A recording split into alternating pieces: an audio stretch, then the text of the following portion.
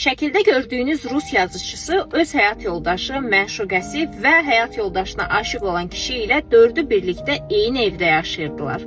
Və bəli, bu heç də uydurma bir senaryo deyil, bu real həyatdan götürülmüş bir hekayədir və hətta bu haqda bir film belə çəkilib. Nobel mükafatçısı Ivan Buninin həyat hekayəsini indi qısaca məndən eşidəcəksiniz. Bu Rus yazıcı ilk öncə həyat yoldaşı Vera ilə bir evdə yaşayır və uzun illər Vera onun yanında olur, ən çətin günlərində belə. Daha sonra bu Rus yazıcısı başqa bir xanıma aşıq olur və onu da bu evə gətirir. Üçü bir yerdə yaşamağa başlayırlar. İllərlə Vera bu dözülməz ağrıya hə deyir, okey deyir və üçü birlikdə yaşayırlar.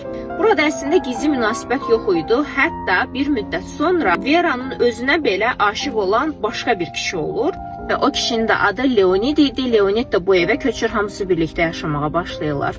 Və hətta bir müddət keçir, evə gətirdiyi məşuqə ki var idi, Galina adında. Galina da başqa bir qadına aşıq olur, o da evi tərk edir bir müddət sonra. Həqiqətən də bəzən elə bir həyat hekayələri eşidirik ki, o həyat hekayəsini hər hansı bir yazıçının özünün belə yazması çox əcaib səslənərdi. Amma burada təkcə xəyanət dramı yoxdur, burada təkcə keşməkeşli, qalmaqallı bir ailədə yoxdur. Bura qədər videoya baxmağınıza səbəb olan daxili konfliktiniz var əslində.